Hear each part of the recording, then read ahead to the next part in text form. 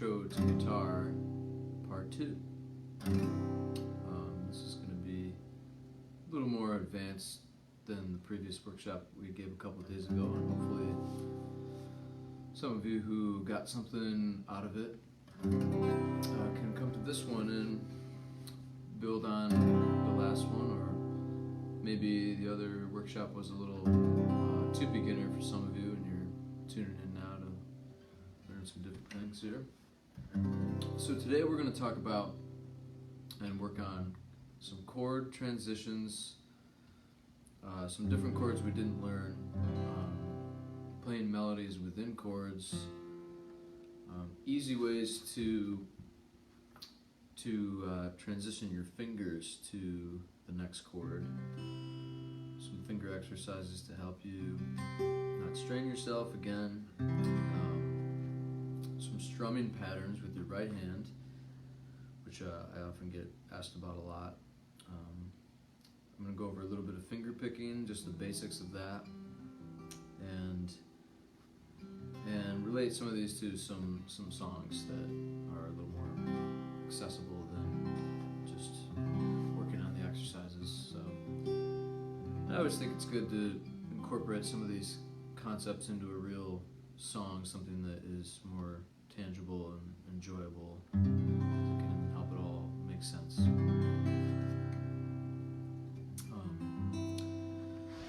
So I guess we'll start here.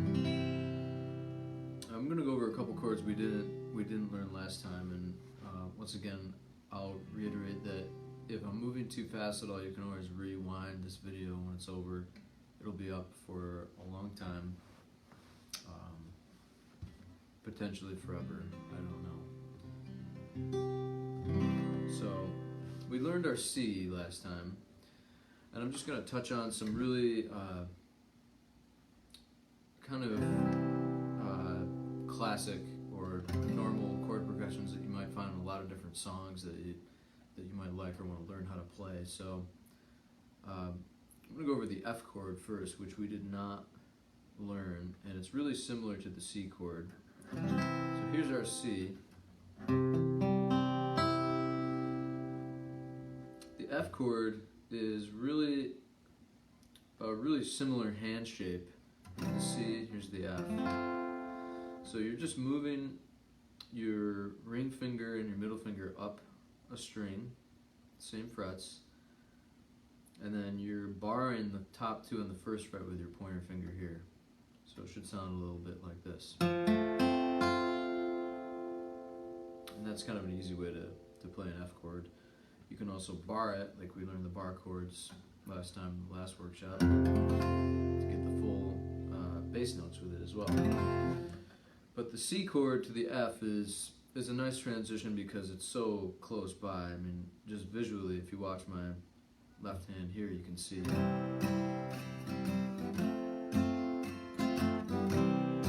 Look how little I'm having to move my fingers. So that's a good one to start with.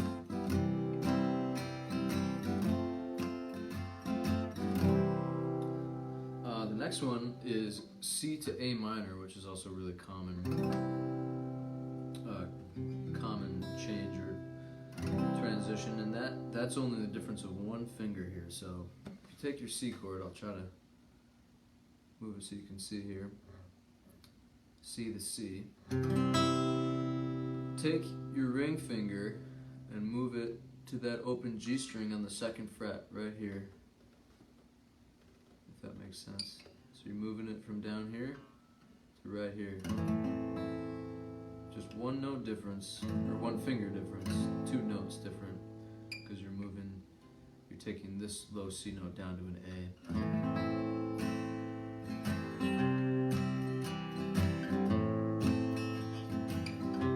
You might recognize this as the first chorus to that song Hallelujah, which I'm not going to play right now, but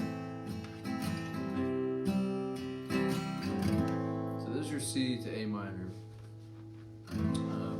Pretty important to know that. And my hope in touching on these chord transitions that are common and classic is to give you some tools to work on your your fingerings and become more fluid with the guitar, but also to maybe give you some ideas to write your own stuff and feel inspired by it.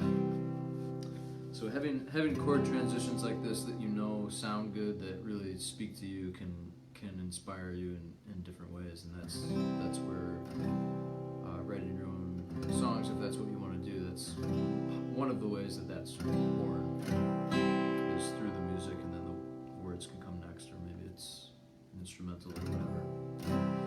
So we did C to F and C to A minor.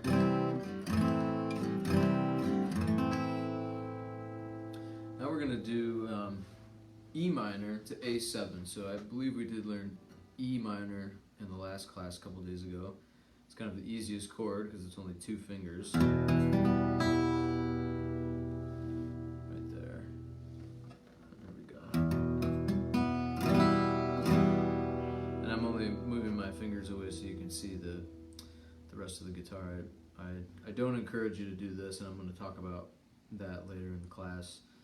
We want to just have minimal movement, watching our fingers barely move off the strings. So if you see me doing this, it's only so you can see. So E minor, and then our A7, which I'll show you right now, which is just 1 finger difference than our A. So if you remember, our A is this, where we're playing these 3 notes on the same fret. We're going to take away the middle one and just drop that to the open G, and I'm going to switch my fingerings here.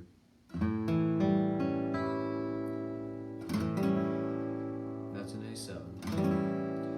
And even though it's only 1 finger difference, we're going to change here. Change our fingerings. Middle on our ring. Middle on our ring again.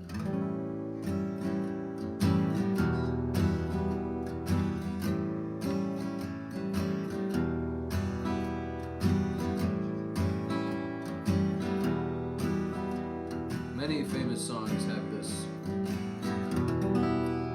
chord change in them, and that's just one of the things I'm gonna show you today. So, but all these are simple ways to change chords and practice changing them seamlessly without pausing in between. So that's something that a lot of people can struggle with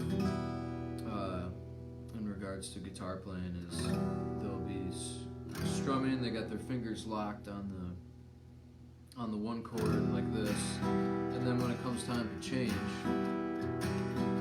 they kind of hesitate because they're not sure where to go, and they take a few seconds to find the notes like this, and then they start again.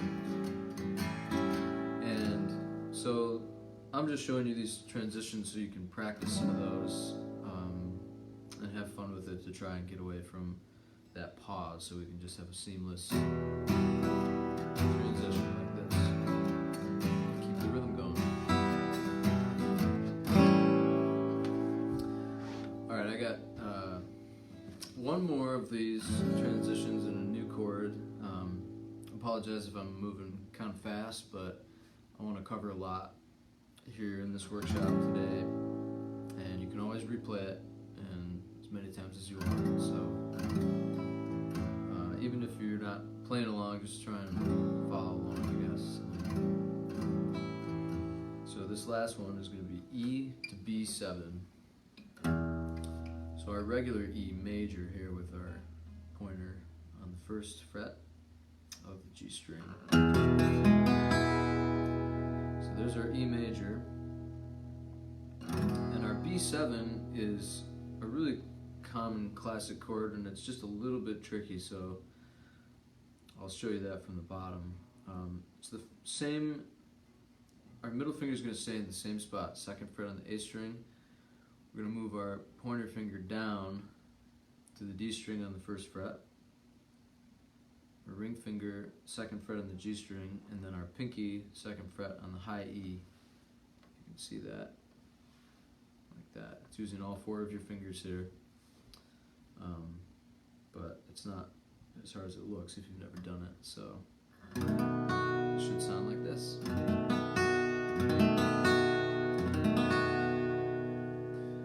together, they sound like this.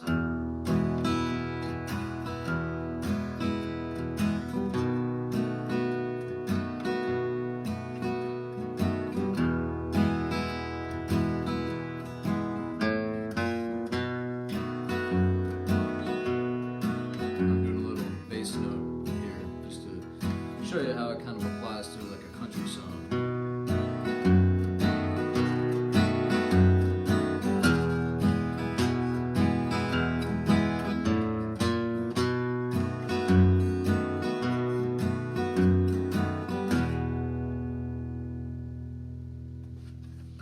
Alright, so that's it for that. Now I'm going to go into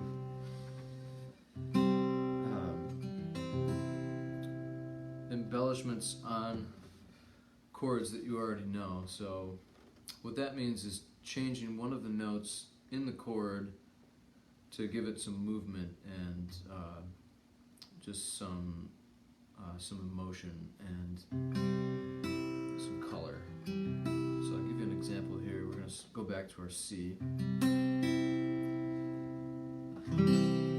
This little chord movement is used in a lot of songs, but most, or somewhat famously, the song Something from the Beatles.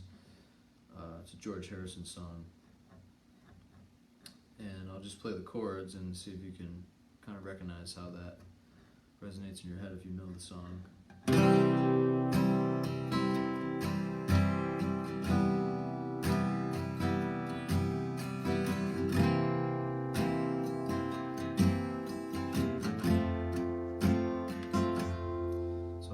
Rings a bell for somebody, and I'll break down what I did there. So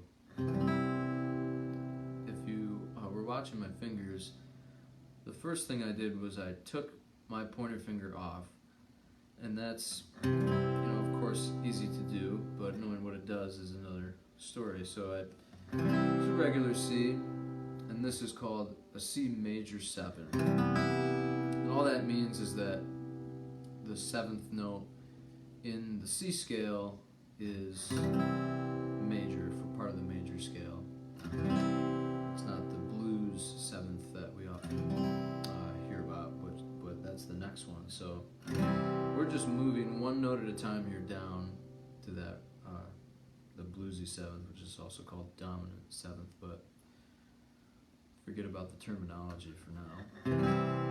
We got our C. Now just take your pointer finger off. That's a C major 7.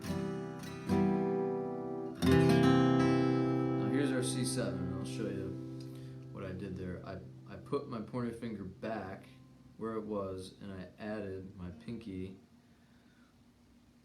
on the 3rd fret of the G string here, and that's that 7th note. And that gives it that bluesy, really emotional kind of feeling. That chord movement is something I wanted to touch on today because it's just really beautiful, and it's in a lot of classic songs that we know, and it's not it's common enough where you could use it in your own song. Let's just try it one more time.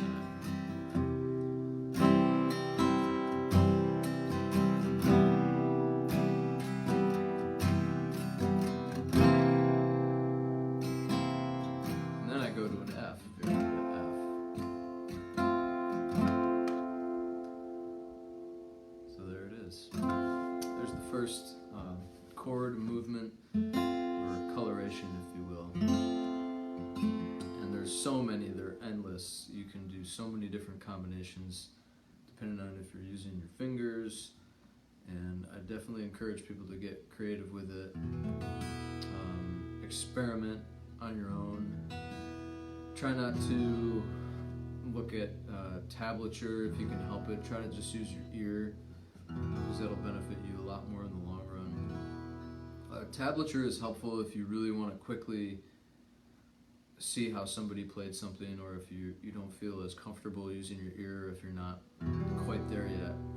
But if you do use tablature or something to look up a famous song that you want to learn, try to use your ear as well, and try to do it the next time. So I try to encourage people away from tablature and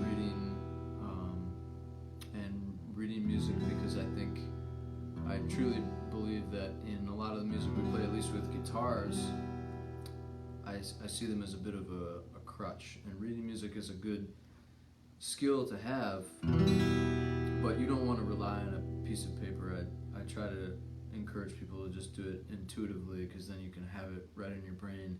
You don't need to carry around a notebook, and it's more challenging. It's healthier for your neural pathways in your brain, and it's just going to be better all around. So I'll move to the next chord coloration we're going to do here, which starts with an E minor. This one's pretty cool. I just wanted to choose something funky and different. So, our E minor right here. Sorry. Now we're going to put our pointer finger here like we would for a C, but keep our E minor shape down below. And then, so that's going to be our first movement. And then our second one is going to be our pinky on that second fret on the same string, the B string. So it sounds a little something like this.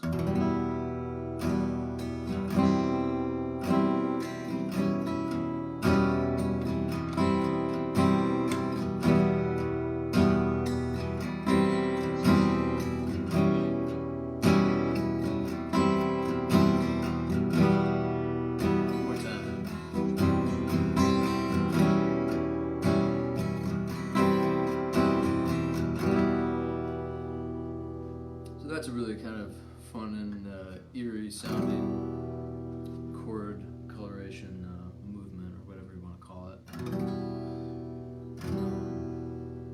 that you could use. It's good practice for your fingers, actually. It's really good strength building exercise to try and keep all those notes clean and have all your fingers tight together like that. And if you can get that clean, then you're doing pretty well. I'm going to move on to talking about what's called the minor 4 chord. And this workshop is just building on the chords we learned before and just getting a little more in depth with them. So I'm going to touch a little bit on a lot of different stuff just to hopefully inspire you. So I'll give you an example of what the minor 4 chord can do, and I'll tell you when it's coming, and hopefully you can hear the difference. So we're going to start in C, and the reason why it's called the minor 4 chord is because I'm going to the 4th note in the scale chord, C, F, and G. Sometimes people refer to chords in number form. That's how me and a lot of my musician friends do.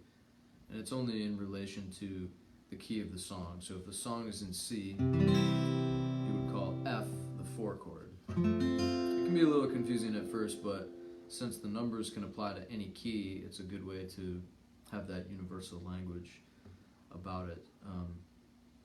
Also, for example, if the song is in G, our 4 chord is C, because C is the 4th note in the G scale. 1, 2, 3, 4. And our 5 chord would be our D. So, anyway, we're going to stick with C for now for this 4 minor demonstration, just to have you see what it does to your ear and how the minor 4 chord makes you feel. It's something that is used a lot in songs that want to have a sort of different feeling. The songwriter might want to use it to convey sadness or some way, or just provide an extra emphasis for the certain word or phrase that is being sung over that. So here's your C. I'm going to go to the regular 4 chord, which is the F, exactly. Here we go. Here's the minor 4 chord.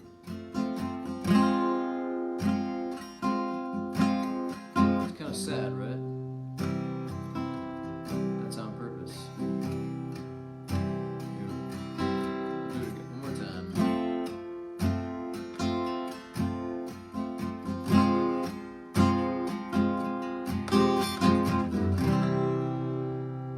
So as you can probably hear, that's a pretty cool thing, and I've used it in songs I've written, and I just love that when I hear that in other songs, because I love that color and that emotion that evokes to you as the listener.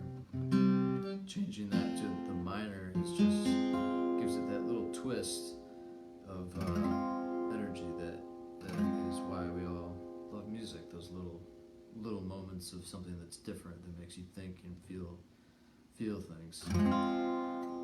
So I'm going to show you how to do that in any key here, and the open keys and the bar chords. Bar chords, we can do it pretty easily. We'll start with that. So I'm not going to go over this bar chord because I did in the last class. So let's just say we're up here in G. This is a G bar chord.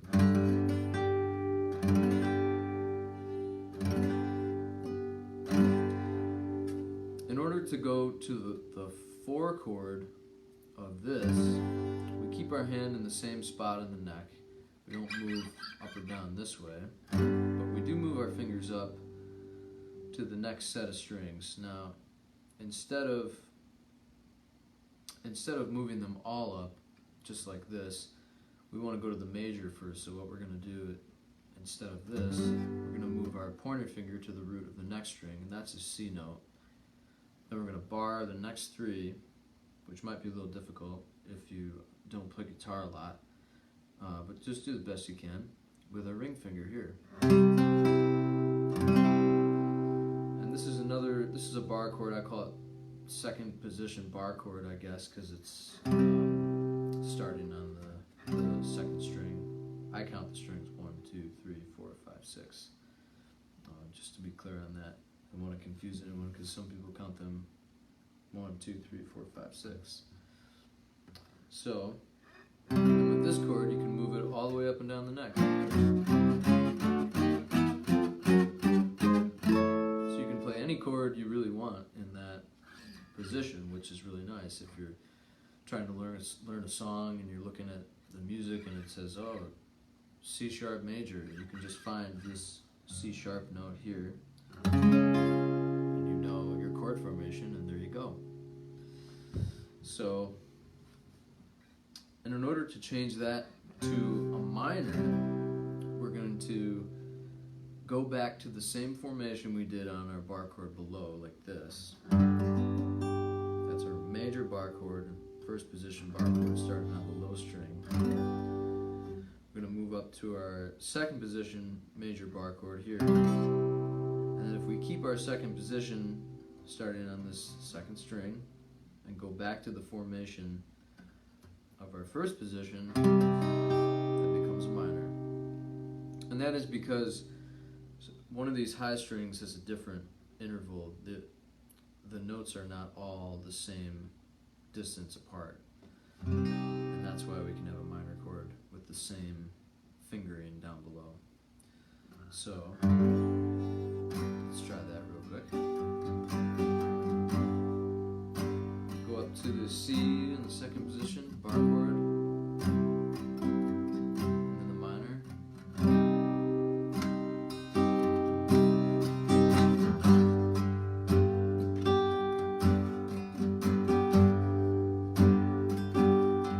Up to the C, the minor.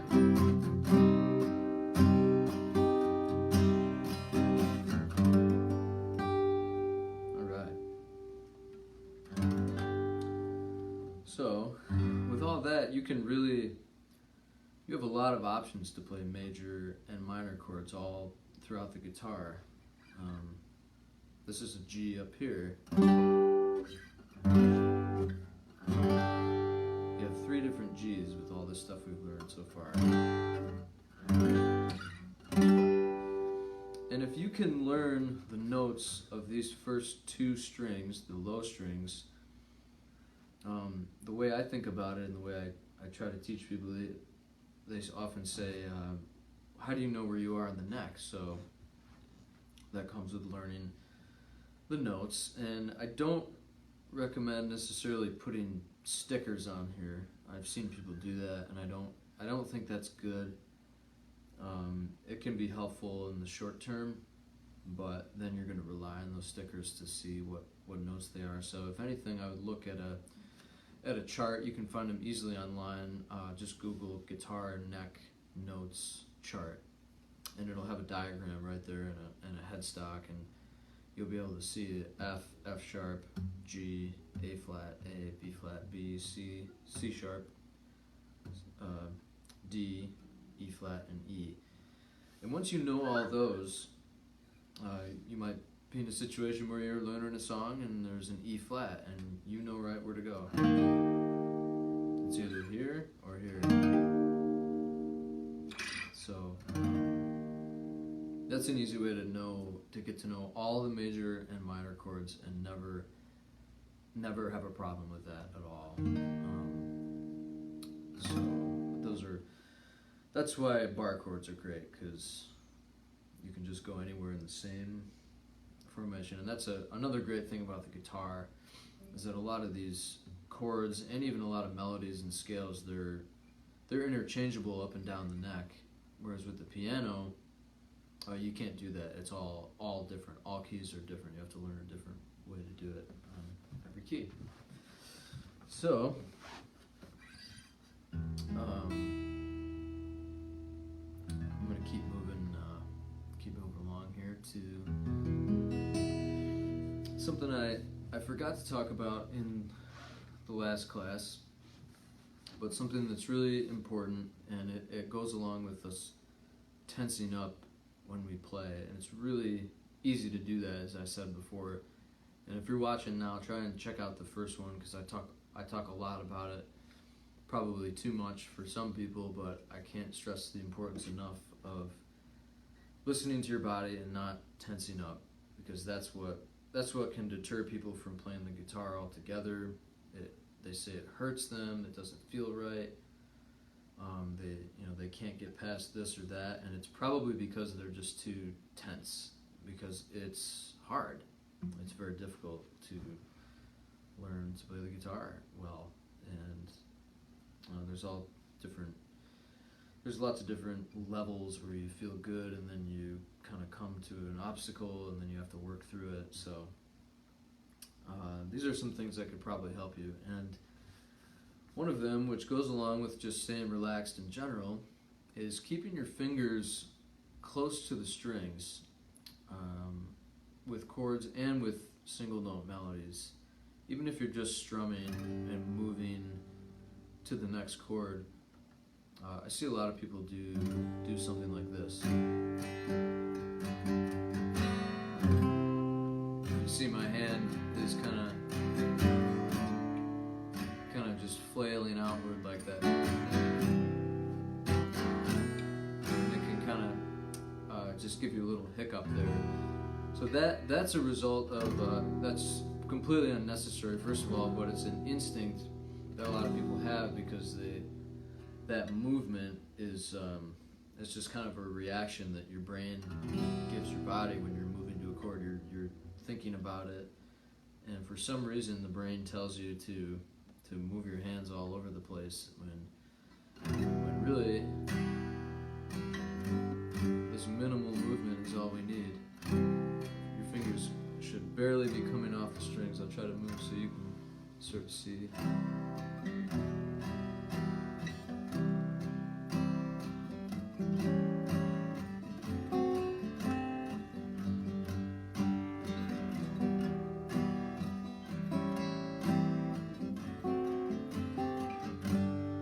So it applies mostly to lead notes.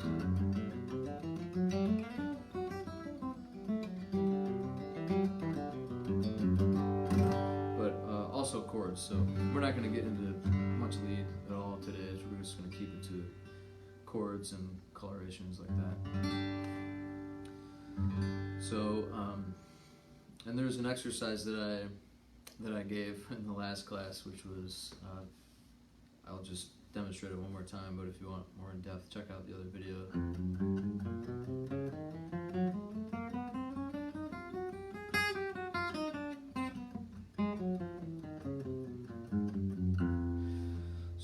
do that, or anything, try to keep your fingers as close to the strings as possible when you lift off, and try not to do this, like.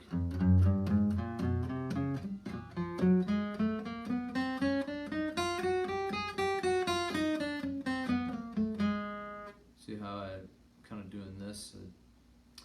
So that's just a bad habit to get in, and if you can work on it from the start, you'll really prevent hurting your wrist, especially like right here in your carpal tunnel and your ulnar tunnel. Your ulnar nerve runs along your pinky here. So just wanted to mention that. Stay relaxed and don't flail your fingers out like this, because you will hurt them if you're playing a lot and you're doing that.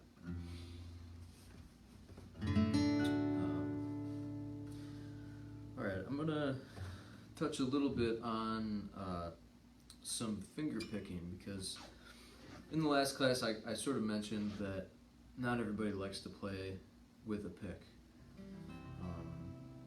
I've had some students or some people in workshops who say, oh, I've never played with a pick, I don't want to, and that's totally fine, because some of the most beautiful guitar music out there is just with fingers, like classical guitar, or what I'm about to show you, which is a classic finger picking guitar rhythm, and it goes something like this. It probably rings a bell in your head.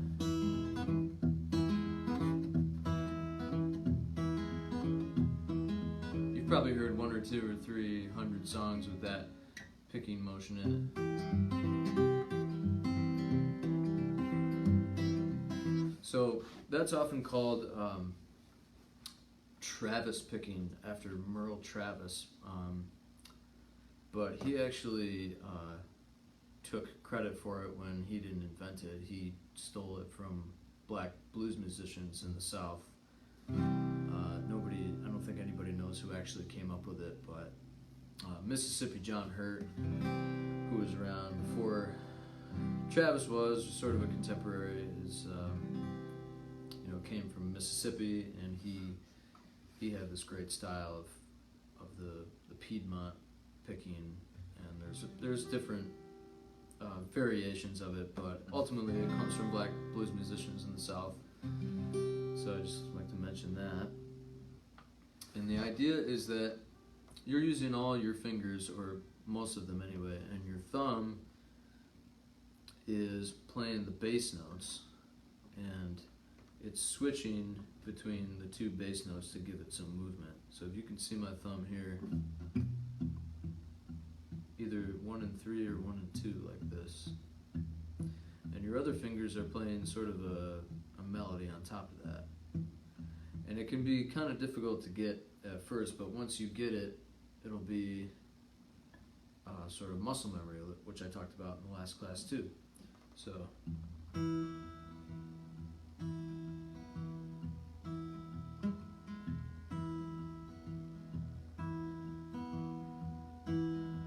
notice on my second bass note, I'm plucking the high E with my middle finger. You can just start with that, like this.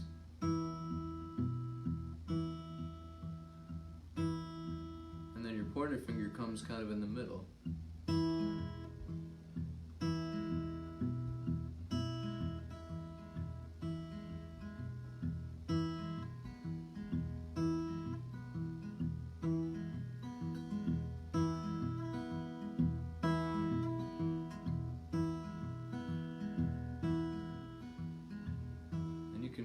Apply that to any key. Let's try it in G.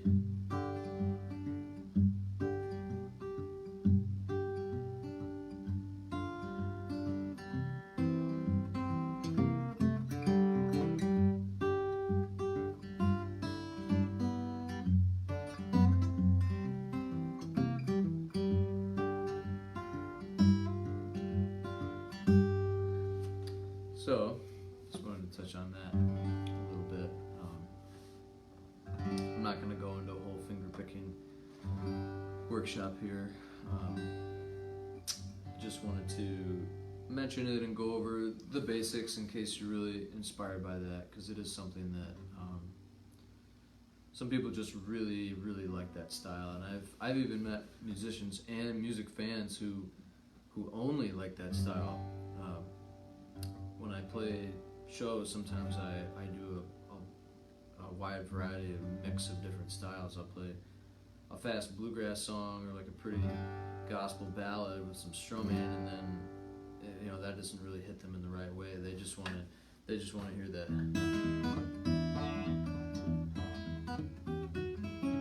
They want to hear that lopey, swampy sound, and I get it.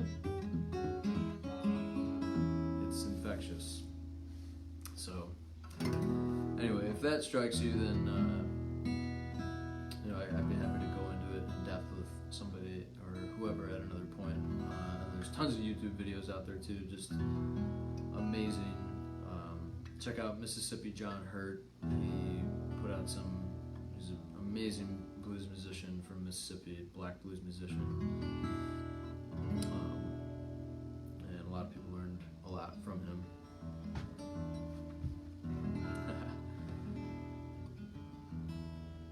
I'd like to thank the Finger Lakes Community Arts Grant and the Naples Library for sponsoring this today.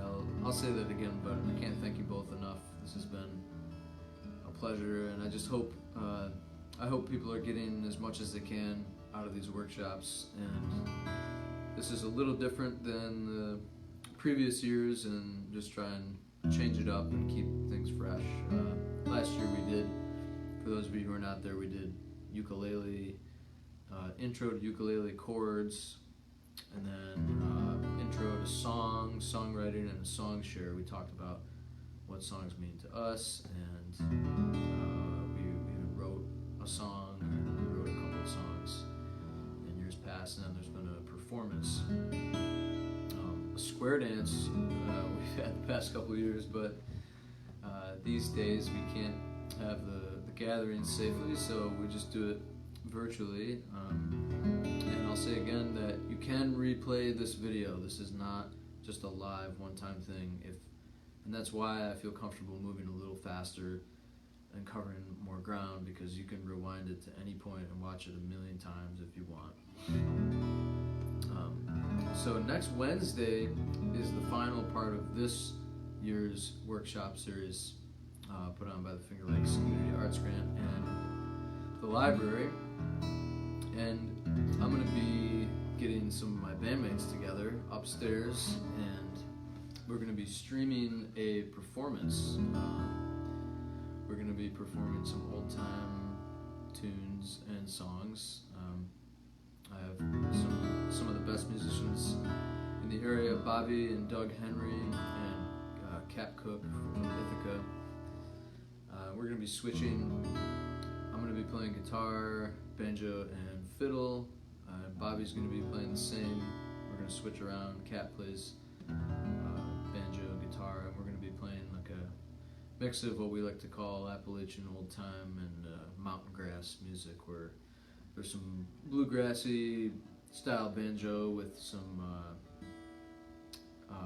just some pretty raw old time fiddling going on, and some fun songs that some of you might know them. But that's next Wednesday at 7 o'clock, and we're going to be inside the library upstairs, so you can see us through the window, although you can't congregate, so you can walk by and go about your business.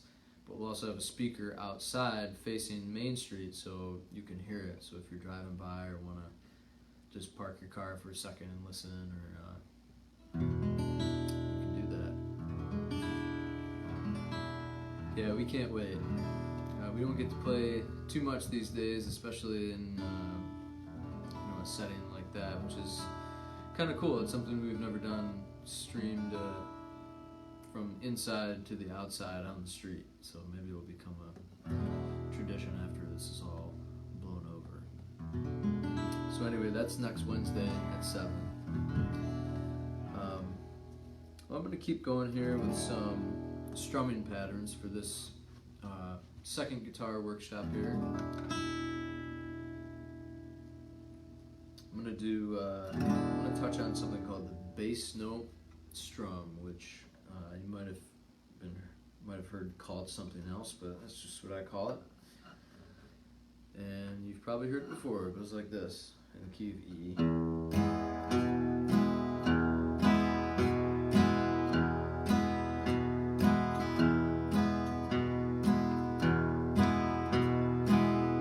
Bass note strum for obvious reasons. You play a bass note, then you strum, and then you just keep doing that.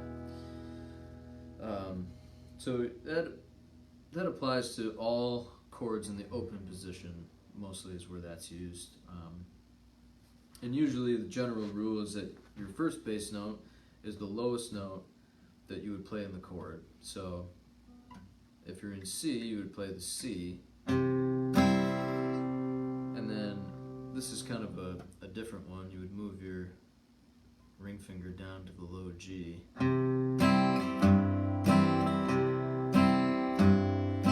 Bass strum, bass strum, bass strum, bass strum. If you need to look at your right hand, that's fine. Just so you can hit the note cleanly.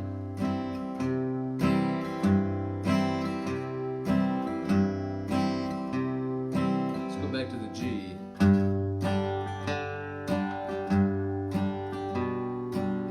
can switch around your bass notes too, like this.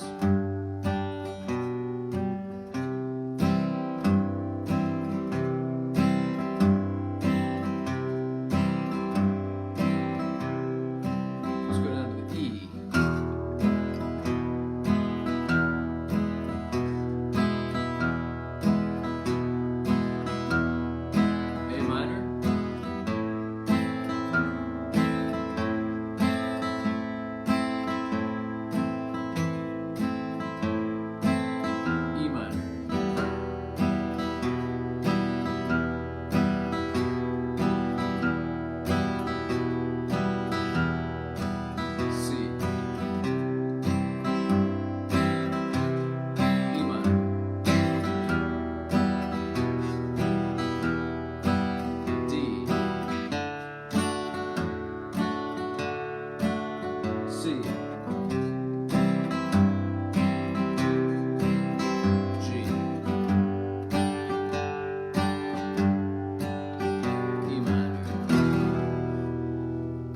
Through that little round of just calling out chords to give you something to follow along to. It's a little bit of a challenging thing to switch between chords and get your brain moving musically that I've done with some of my students before.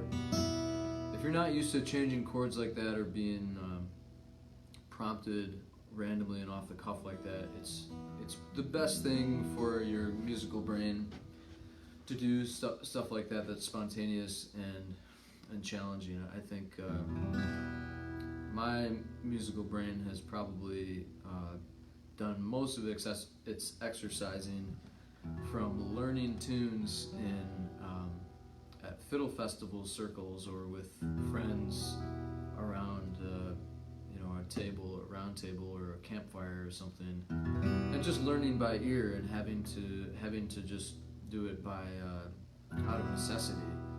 And so being challenged like that is something that'll train your musical brain like nothing else will.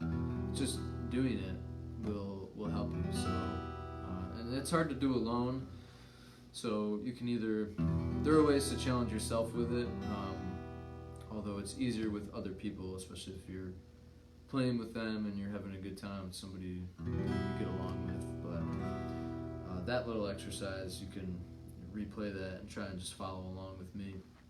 Even if you don't get the bass notes quite right, if you just get the chords right, that's good enough, and one step at a time. Let's do it one more time here. So A7.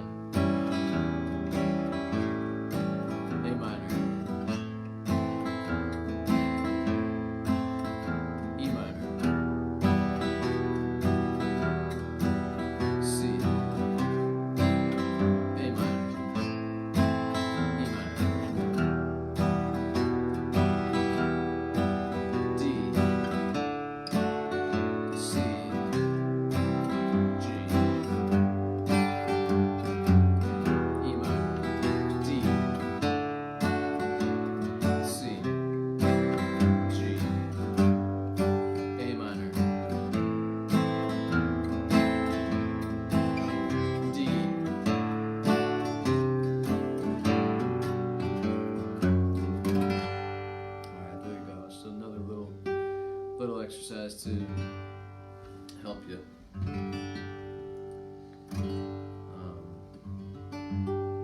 Alright, well, we got a few minutes here, and I guess I'll sing a song and see if you can follow along to that, because I always like to end these with a song. It's a lot of information, and if you're not really interested in learning how to become a better guitar player or learning how to play the guitar, you're not gonna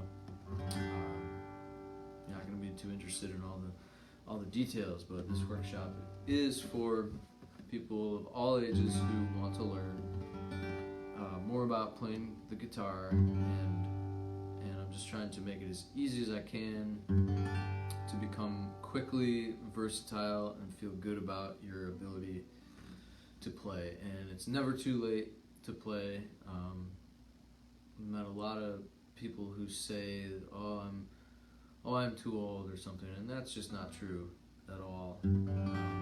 Once you become inspired by it and you really start to feel good about it, you'll find a new passion, if that's what you're into, and that's a beautiful thing. And music can change your life in the best ways. So it's never too late to learn anything, especially music. So I'm gonna play a slow country song by Hank Williams that has some chords that won't be too hard to follow. And this time I'm actually gonna tell you what they are, like I didn't last time. It was a little bit of a challenge, but this is a little trickier. But once again, I encourage you to watch my fingers and listen with your ear, because you might be able to hear what chord it is as opposed to reading it on a piece of paper. So this is one of his lesser known songs called If I Didn't Love You, I Wouldn't Be Lonesome.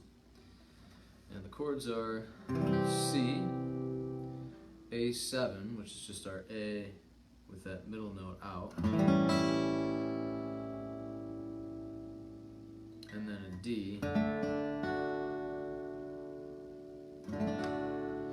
And I often play a D7, which is just the reverse of D, like this. Instead of this here, we're moving it 2 frets down, but we have to switch our fingers like this, if you can see. I'll do that a few times so you can.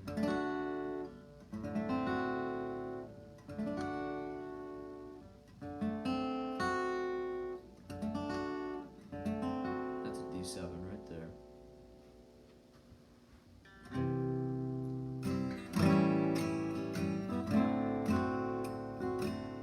And then there's a G, goes back to the C. So that's the first part. And the second part is starts on an F, which we learned at the beginning of this workshop here. Right here, I'll show you again. C, D, back to the G. And those are the only 2 parts of the song. So I'm going to sing it for you, and hopefully you can strum along.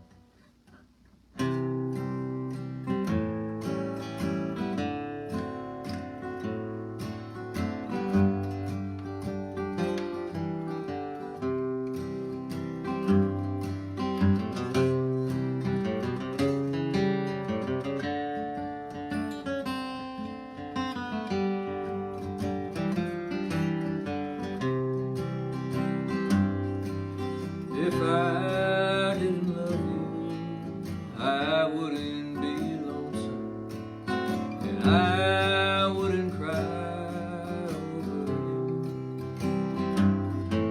But if I didn't love you, I wouldn't be jealous, 'cause I wouldn't care what you do. Yeah. People are saying that you'll let me down, but I know someday you'll come through. But if I didn't love you, I wouldn't be lonesome, waiting and longing for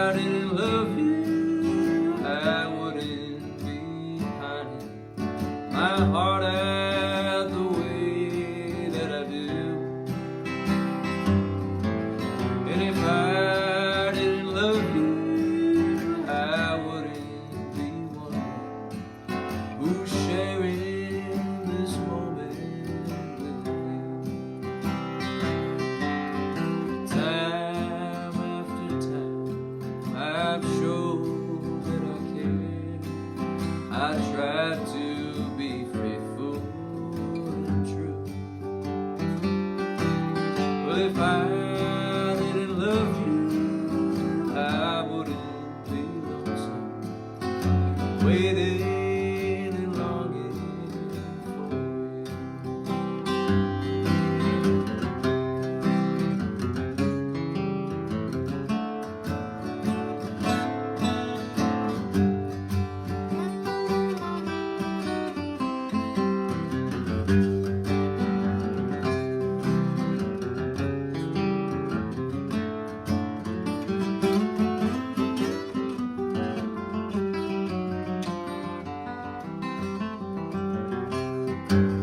Well, if I didn't love you, I wouldn't be lonesome, 'cause I wouldn't cry over you.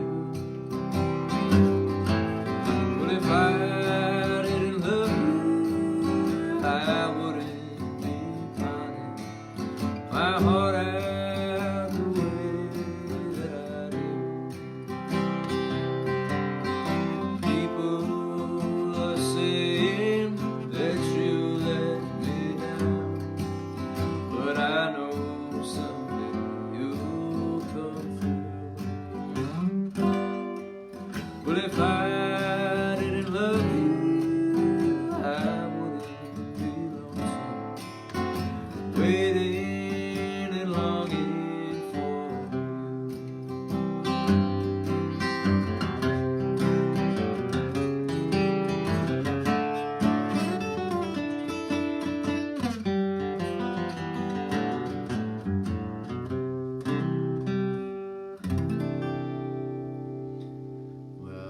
Thanks everybody for tuning in, and once again you can replay this video as many times as you want.